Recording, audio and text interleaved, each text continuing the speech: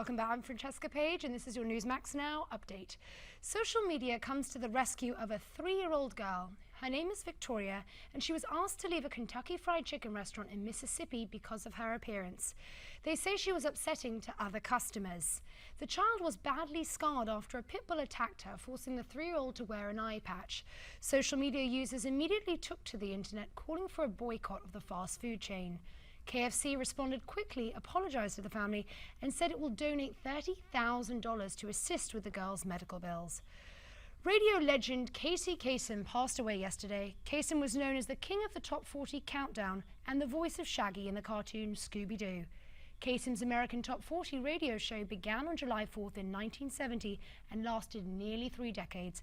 He was 82 years old. I'm Francesca Page, and that's your Newsmax Now update.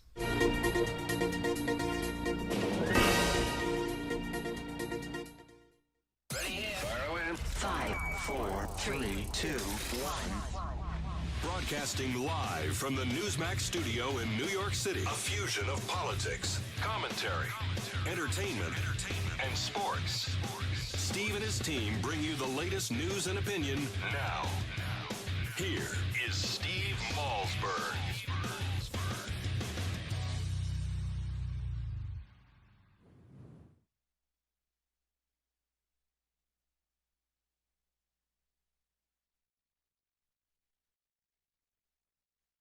All right, folks, welcome back. Joining us now, rejoining us on the Malzberg panel is David Drucker, the senior congressional correspondent for the Washington Examiner, and John Gizzi, a Newsmax Washington, D.C. correspondent. And gentlemen, let me ask you one more question on this before we switch to domestic items.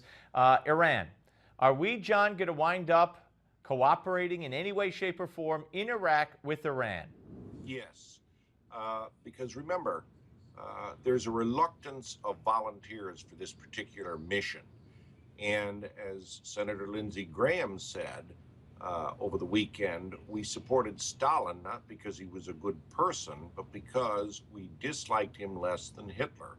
Now, again, that's not necessarily my opinion. That certainly seems to be a growing attitude on Capitol Hill.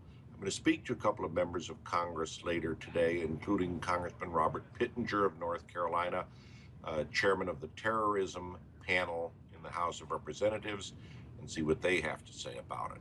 But we're hearing more support for that, and what's particularly interesting is it's coming from Republicans. David? Well, I think that members of Congress are trying to sort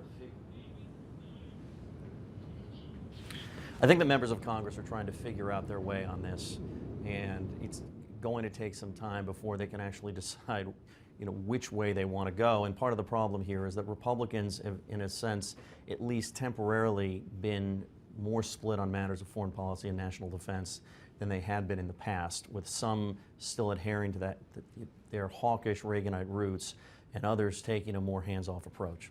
All right, let's quickly broach the topic of Majority Leader for the House of Representatives, and of course Eric Cantor resigning that position effective July 31st.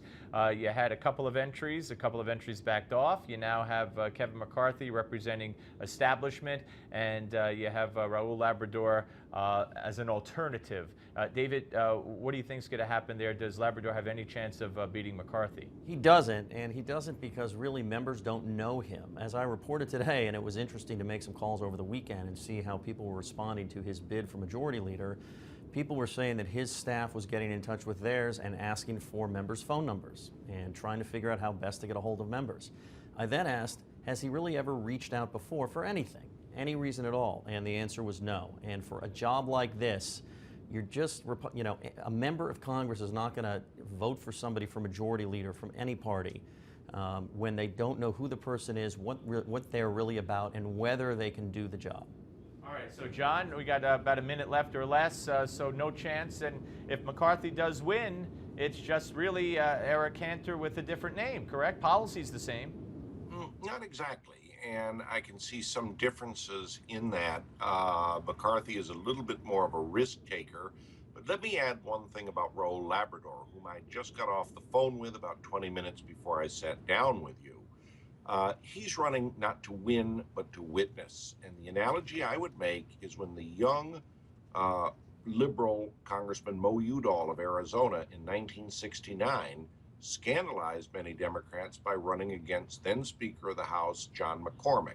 He lost 10 badly, seconds. but McCormick made concessions to the left, including regular meetings of the caucus to air grievances.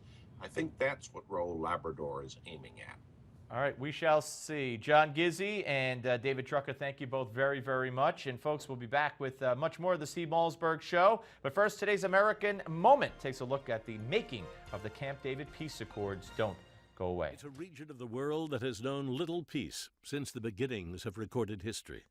But in September of 1978, President Sadat of Egypt, Prime Minister Begin of Israel, and President Carter of the United States set out to change that. Initiated by the Egyptian leader's proclamation that he would be willing to travel anywhere, even Jerusalem, to seek peace, President Carter persuaded the two former enemies to meet with him at Camp David to seek a lasting peace. On the 17th of September, 1978, the Camp David Accords were signed, returning the Sinai to Egypt and creating a framework by which Palestinians could have autonomous and self-governing control over the West Bank and Gaza. During the announcement, President Carter was clear more work needed to be done. The questions that have brought warfare and bitterness to the Middle East for the last 30 years will not be settled overnight. In 1978, President Anwar Sadat and Prime Minister Menachem Begin were awarded the Nobel Peace Prize. Jimmy Carter's Nobel Prize would come later in 2002 for his